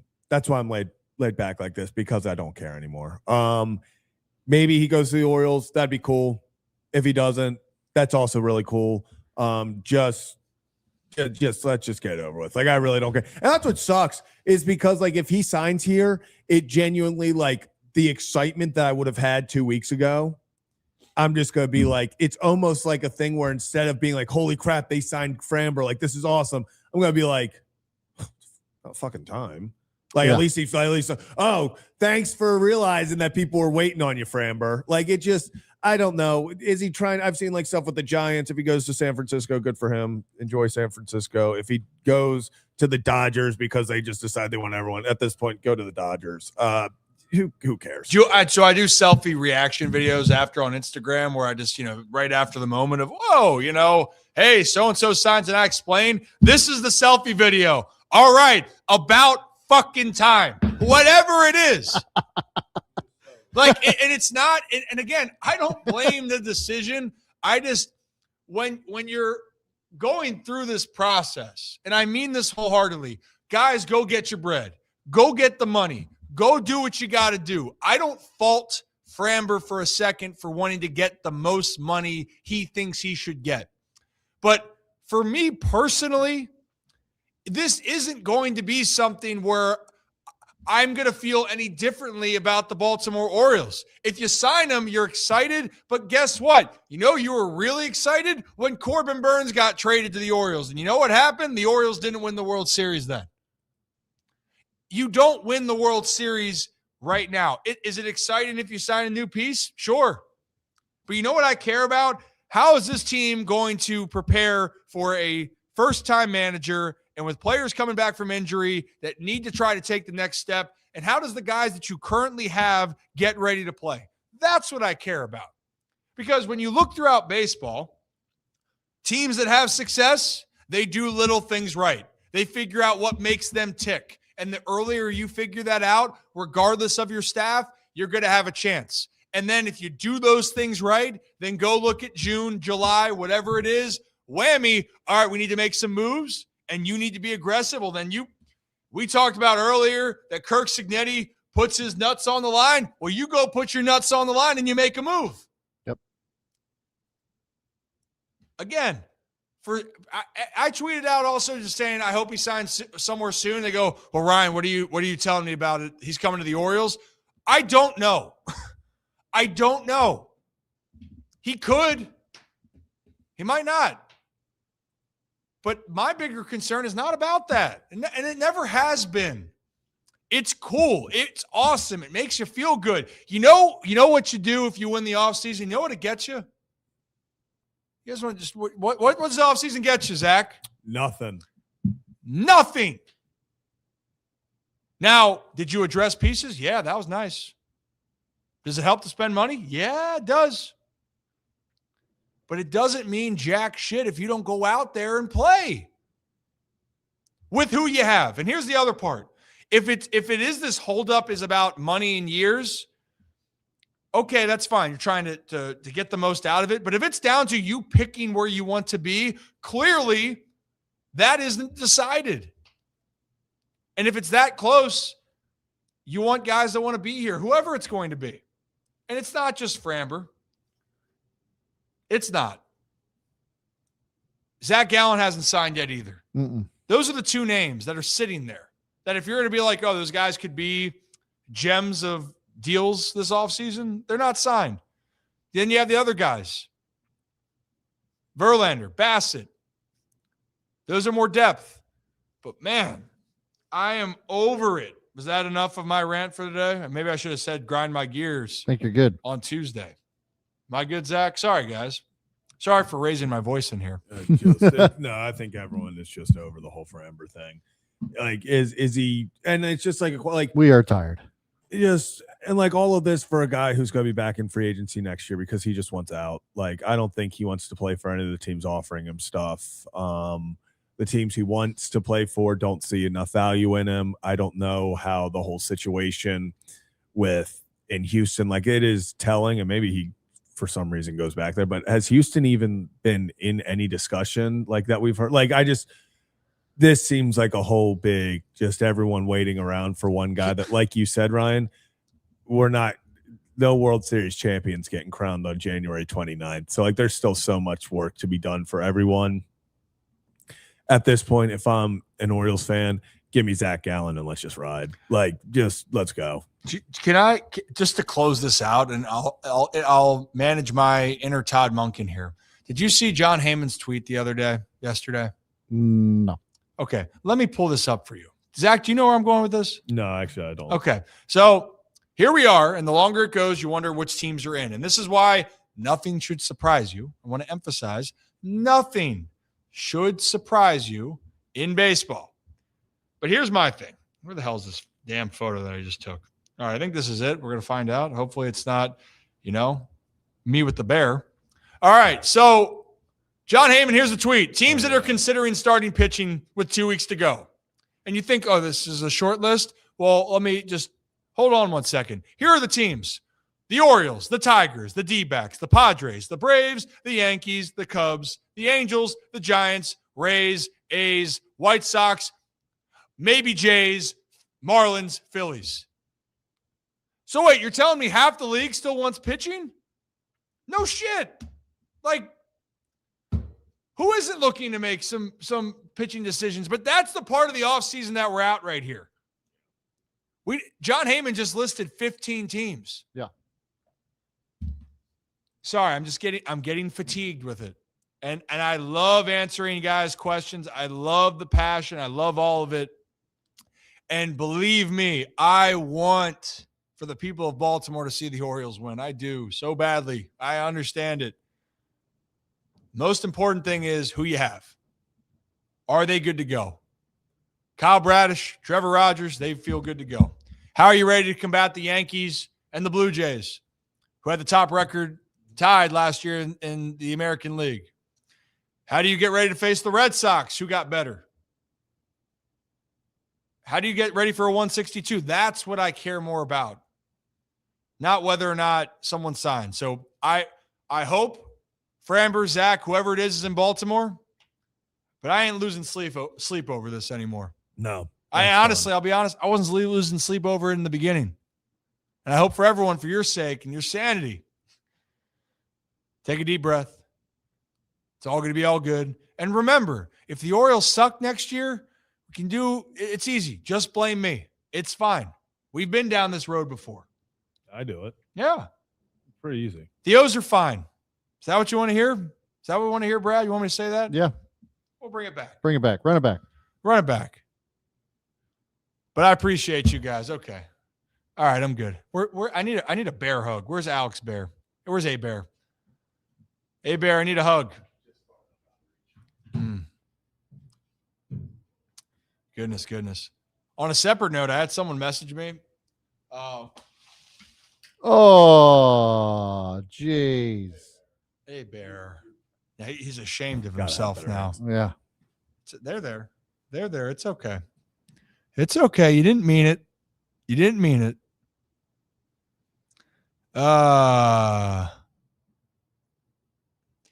This could be Orioles fans. Hey, they're there. It's okay. Whether you sign a starter or not, it's okay. It's all right. Shh. It's okay. This is getting a little bit out of control here. On a positive note, though, did you guys hear about the Ryan meetups? Yeah. Have you never seen those? I heard a little bit about it. But no. Yeah. Brad, are you aware of the Ryan meetups? No. Zach, would you like to explain the Ryan Oh, meetups? I would like where all the Ryans meet up. Yeah, everyone. Yeah, everyone named Ryan's meeting up at the same place. Yeah. Have you seen them chanting in the subway? Ryan. I feel like we should bring that to Baltimore. I'm not invited. You were the only one that would go to that. No, you should go. What you should do is go to one of those and live stream it. That would be electric. Yeah, that's like where the content is. If you what if we bring all the Ryans in here? We wouldn't be able to fit all the Ryans in here. We have a lot of square footage back here, but they were taking up multiple subway cars. And what could be big enough? Do we go to like Power Plant and we do a Ryan meetup? You're gonna need to get everyone on the field at Camden Yards, just standing on the field. Uncle David or Father David. No, Uncle Mike, Father David. No, I think it would all be Uncle. I think they're all unks. Yeah. I think they're all you don't want to be calling anybody else your daddy but your daddy. Well, no, it wouldn't be daddy. Ew, that doesn't even sound right. But I meant father is the same thing as daddy, in my opinion. So father sounds way more respectable. Sure. Yeah, if you're a priest. I'm just saying. Okay, time out. So I have kids later on in life. Let's play out this scenario. Okay? Yeah. I have kids, and then I'll say this: "Hi, I am Zach's father," which kind of, besides his own dad, I am kind of Zach's father on the show. This is not making your case at all. Okay, what's better? Lost the plot. Yeah. Time out. But what if you go? Actually, I'm Zach. Hey, I'm Zach's daddy. Yes, that is way. But that sounds worse, right? We were talking uncle versus father. Yeah. Okay. Or you could just say dad. And also, you have to say unk. You're like the unk. What about Poppy? If we're gonna go, that is like reserved for like very specific people, like David or like they're. Yeah. My teammates would say, "What's up, Poppy?" City, to have an entire city refer to you as that, you gotta have a big home run and a big moment in the playoffs. Yeah, dude, I'm telling you, you gotta swing a big stick. My team. That's why my teammates called me Poppy. Oh, what is happening here? Ryan meetup. Okay, so Ryan meetup, or if you guys also seen that page about love, like how much that person loves Ryan, like the Love Ryan page. I'm trying to feel better here, okay? Yeah, I got you. Hey, poll today. We didn't really talk about it. Oh, you got the poll up? I'm sorry. That's right. Best food to eat when it's fucking cold out. When do you what? Best food to eat when it's fucking cold out. Oh, what do you have? That's literally the exact words of the What do you have? Soup, and I told people to let us know their favorites, but nobody chimed in on that. Chili. I put in there like a beef stew because it's not really like soup. And then a pot roast is the other option.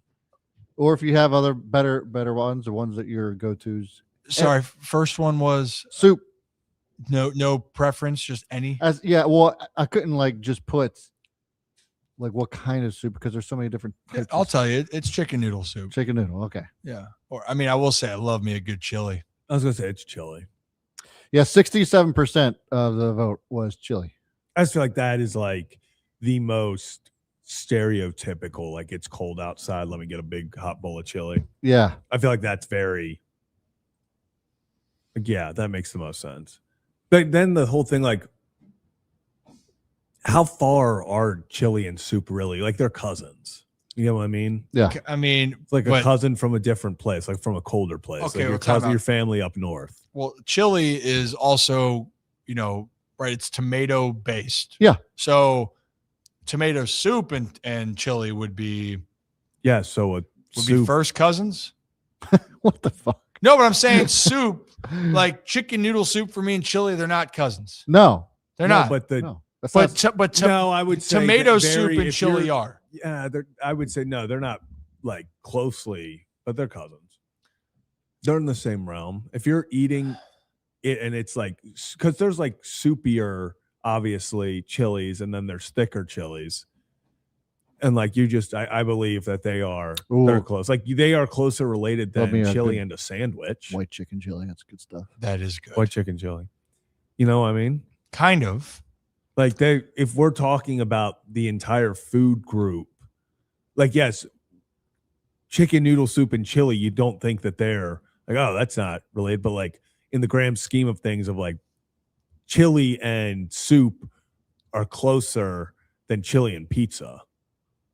So it's like cousins. It's like in the family. You can say second cousins for that and first cousins for like a tomato base, but like they are connected. They're still the bloodline. Mm-hmm. It's the idea, you know? Hmm. Yeah, Sam's saying like step siblings, you know? Like tomato soup and chili are like step siblings. And then like chicken noodle is like the cousin of the tomato based soup. So it's like, okay, they're cousins, step cousins, but they're still related. And you thought I was going off the rails here, Brad? I feel like I just gave a fantastic, I think. Cousins, step cousins. I don't know what. Yeah, this wasn't the direction I was expecting. Okay, but you know what? I would say It's a pretty straightforward answer. Okay, I would say chicken noodle soup was my go-to growing up. As an adult, chili. Chicken noodle soup was the go-to when it was cold. Okay. Yeah. Chili now as an adult, So you've grown up a little I bit. feel like I've grown up a little bit. Are Yeah. you a chili guy? No, I'm a soup guy. So when I was growing up, my mom always made this chicken corn soup. Okay. You guys have ever had that? But it's just like A variety, a variation. yeah. So now I am an adult and I make my own chicken corn soup, and it's just like try to find new ways to bring new flavors into it. And it's just like, you got the potatoes, we put hard-boiled eggs in ours, and like obviously chicken and celery, onions, and dumplings. She'll put dumplings in it too. So it's almost like you're adding saying it's like a Corn, ramen obviously. or a pho, but like it has a little bit of the. If you're adding dumplings, you're not. Oh, okay. But they're like Bisquick, like dump. Like, Oh yeah. That still Yeah. sounds amazing. yeah. Ooh, chicken dumpling soup is phenomenal. Yeah. It's. Oh. I'm telling you, and then it's Now I'm hungry. eat and it for a whole week, and I don't care. So now I might have Jamie make some soup this weekend. Now There you I go. might change my mind right now. I might be back to soup. What's the voters or what's our voters? The voters, 67% said chili, and then 18% said soup. So that came in second. Stew and pot roast came in third, fourth. Okay, makes sense. I feel like pot roast, is like another good cold weather. Just it's in the slow roaster all day. Yeah. But Yeah. not many people feeling that one, I guess. No, I guess to each their own. You Yeah. know, cousins, step cousins, and all. Zach, thank you for that elaboration. I'm telling you, it makes sense. I think I made my point fantastic. I'm just gonna You say did. that. You And know actually, what? people in the Whatever you chat were say. agreeing with me. So if we go on that vote, chili and soup cousins. Hey, so you thought you made a great point. Chat we was might right. we might have confusion, but you know what? Maybe to close out Chat the was show, right. because we had a longer conversation with Ravens long snapper Nick Moore, not about the press conference, but maybe a quick couple of things that you could not be confused about was what Jesse Minter talked about. There was two specific things, and we can talk about them real quickly. But people are wondering, first off, how do you feel about Lamar Jackson? Because remember that report, Brad, that was out a couple days ago, weeks ago, whatever it was about. Oh, he could get traded. You know what? The Ravens, it's no guarantee he's going to be here. Zach, do you have that clip about Lamar saying, or about Jesse Minter, might have been on the McAfee show or in his press conference, about how he feels about Lamar Jackson? Yes, I do. Do you have it ready? Do you have the about Lamar Jackson as your quarterback? This is obviously, whenever we talked about the coaching vacancy in the coaching cycles, there was an MVP available with no head coach up there in Buffalo. There was an MVP in Baltimore. It felt like it was the first time, long time, first time forever. Whenever Lamar Jackson's a quarterback of a team, what does that mean for you as the head coach, a defensive guy? And what was the conversation around Lamar Jackson and the stars of this team currently during the hiring process? Yeah, first of all, being the head coach of the team that has the best player in the National Football League is pretty exciting. Like you said, these jobs with this caliber of quarterback don't often turn over. And so when it came open, the respect and love I have for Lamar, and having been here before, having seen him come up as he was drafted here, what he did in his first few years, having had defended him last year in 2024 in Los Angeles. Grateful, excited, stoked to have the best player in the league as our quarterback. And I think what that says is your window is always open. You got the best player in the world behind center. You got a group of guys on offense that have elite talent and elite playmaking skills. And look forward to building an offense and building a team around Lamar Jackson. Okay, so Greg Roman and Lamar won an MVP. Todd Monken and Lamar won an MVP. Felt like it was a little different styles. So right there, it kind of sounds like Lamar Jackson's going to be a Baltimore Raven. Jesse certainly thinks so. Yeah. And also what I loved about that, it reminds me, one, that, man, Lamar's now been in the league for a minute. Not just a minute. This is 2018. He was drafted. And Jesse Minter, right, was just here in his first stop in Baltimore and got to experience it. So it was really cool to hear him talk about that. And obviously you got a chance every time 8's on the field. But I would say that people had less concerns about Lamar and the offense, right? It wasn't that the offense couldn't get things together. They made game-winning drives in Pittsburgh. They've been one of the most prolific units over the last X amount of years, especially with Lamar at quarterback. People were wondering, how's this defense going to turn around? And Zach, I think you know where I'm going with this. They were wondering, well, not just how is the defense going to look, who's going to run the defense? You're the head coach now. Who are you hiring as the defensive coordinator to call plays? Right. And Zach, do you have this clip ready? Believe so. Okay, so I didn't get the signal. You didn't give me the caca. Okay, we have it. So I think Jesse on calling the defense. Great question.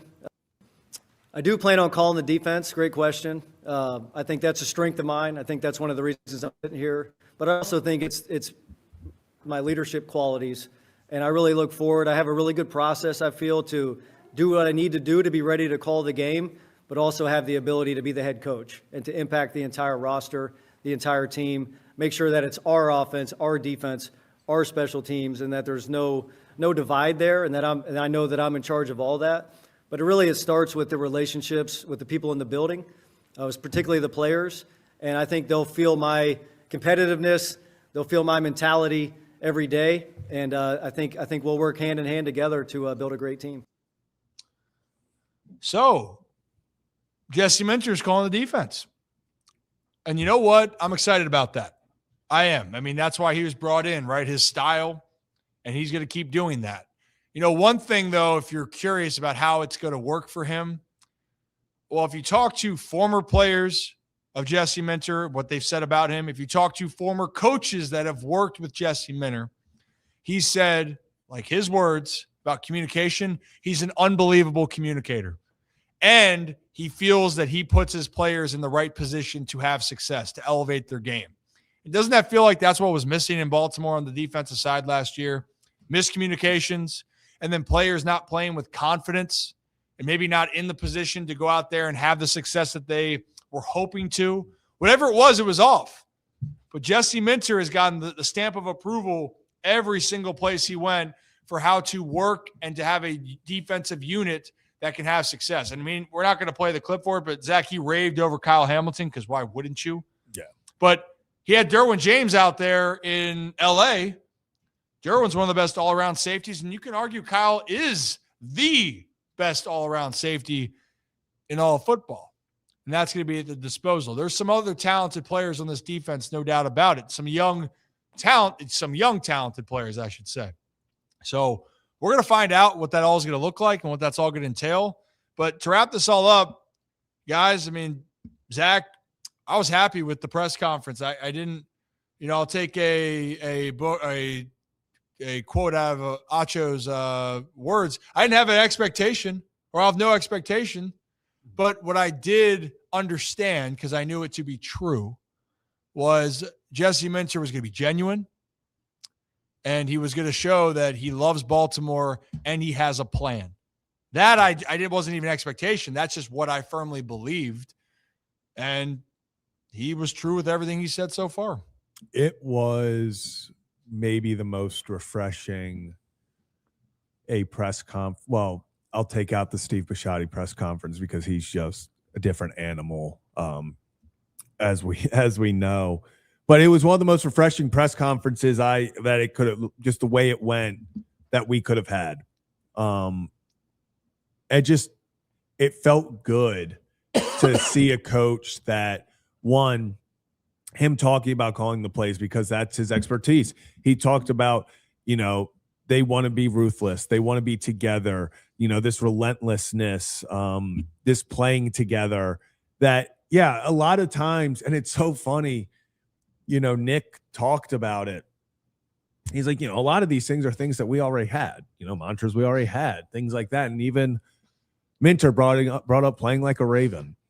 It's nothing new, but sometimes it's just the new voice. It's the fresh perspective. It's, yes, we're going to play like this, but instead of taking this route to get to the destination where the destination is the exact same, we're going to take this little detour because this is going to help us in the long run. And I think that's what Jesse Minter is. I don't think he is this brand new, hey, I'm changing everything here. That's not who I think he is. I think it's going to be a lot of the same ideologies that were here because that is the standard in Baltimore. But I think having that fresh voice, having that fresh perspective, that fresh lens come in and give the message, but just slightly different, it does mean something. It will mean something to these players. Running practices a little bit differently will mean something. Just simple things like that hopefully down the line, when you add them all up, mean that they can get over the hump. And it's something that he was asked about, was getting over that hump. And I think that the entire goal of this franchise, this organization, this new coaching staff, it's not about winning in weeks 1 through 17, 1 through 18. Like, that is the standard. You are expected in Baltimore to make the playoffs. We don't give you time to, we're going to take a year or so to really figure this out, and then we're going to start going. That's not how this works, and he understands that. It's what happens in January. It's what happens in hopefully February that matters to this organization, to this city. We've had Lamar Jackson 2-time MVP. We've won the 1 seed. We've hosted the AFC Championship. We've been there. We've done that. I understand that it's a lot of pressure, but for Jesse Minter, and I believe he understands it, it's about winning a Super Bowl here. Mm-hmm. It's not about how well you play in December, in November, in October, in September. It's about when everything's on the line, when it comes down to it, how are you going to be the best team possible, and how are you going to get over that hump? And I'll say it again, big reason why I'm ecstatic about his defense, and I'm glad that he's calling the plays. 2 games he's called defensively in the playoffs, they've forced 5 turnovers. In 8 games of Lamar Jackson's playoff career, his defense has forced 2. He said it earlier today, I believe, on the Pat McAfee show. A quarterback's best friend, contrary to popular belief, a quarterback's best friend is the best defense in the league. if you have the best defense in the league, and I've said this before when they first hired Minter, if you are consistently setting Lamar Jackson up with short fields, with sustainable leads, with the thought of, hey, as long as we're getting to 21 points, this game's over, you are going to do a whole lot more and have a whole lot more success. The offense is the offense. You have Lamar Jackson, you have Zay Flowers, you have Derrick Henry. They are going to score points. It is very hard to not score points with that core. Defense gets stops. Defense starts playing like we've seen them play before, like we know that they have the ability to play. I'm excited to see how Kyle Hamilton, Marlon Humphrey, I think Marlon's back just because of schematically, I think Minter's going to want a guy like him. They get some pressure. They keep adding to this defense. They get everyone playing as a unit, sort of like what Jamie Sharper was talking about. F the Pro Bowls. We're playing as a unit. They get something like that going. Lamar's going to score points, and they're going to win a lot of ball games. And to ring in what Jamie's talking about, when you have a confidence as a defense, you think you can beat anybody. When they felt that they could beat anyone, and imagine if they had a guy like Lamar Jackson. Hey, I love me some Trent Dilfer and the Dilfer Dimes, and amazing of what he did. And Jamal Lewis, amazing for his impact.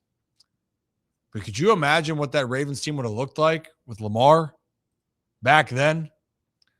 Even for Flacco's case, when Flacco was trying to figure things out, do you think it helped that they had Ray and Ed and Suggs and those guys, Nada? Right. It matters. And above all, defense travels. That's what Jamie Sharper was talking about. Defense travels. Guys, in this final four of the AFC NFC Championship, some pretty good defenses. The Patriots, that defense, huge reason why they're going to the Super Bowl. Broncos, the reason why they were the number one seed, their defense. The Seahawks, a big reason why they were the number one seed, their defense. And yes, their offense is good, not taking anything away. But the defense here. And if you want to go back to look at the stats over all the time, when you look at best defense going against the best offense, typically best defense usually wins that battle. That's what happened for the Ravens back 25 years ago when they won Super Bowl 35. The best offense in history, the Denver Broncos, statistically lost by 35 to the Legion of Boom and the Seattle Seahawks. Defense travels. The defense plays to a high level. Ravens are going to have a great chance to get back to the Super Bowl and have their third Lombardi celebration here in Baltimore. So if you are new to the channel, hit that like and subscribe button. Ryan Ripken Show, we're live Monday through Friday on YouTube, X, and Facebook. And you can listen on Apple, Spotify, and wherever you can get your podcast. Okay, so I got my emotions out. I'll probably have to go get more emotional for 105.7. Is there anything that I'm missing here, Brad, Zach, Nope. Obear? I think we got it. Do I have Obear down here? Oh, Obear. Sorry. A-Bear. My bad. Obear. Oh, I'm sorry, but don't be upset about the wall. It's okay. It's all right. Some would say I'm the father of A-Bear now, Why are we still on this? Any other things? Should we just go to the music? Oh, we should. They're there. It's okay. It's okay. You can pick your head up. Oh, we dropped it. Oh, as always here on the Ryan Ripken Show, we appreciate each and every one of you. Have a day, have a night, have a great rest here Thursday. Be safe out there. And come back and join us tomorrow for the last show of the week before we head out to the Super Bowl right here on YouTube, X, and Facebook. All right.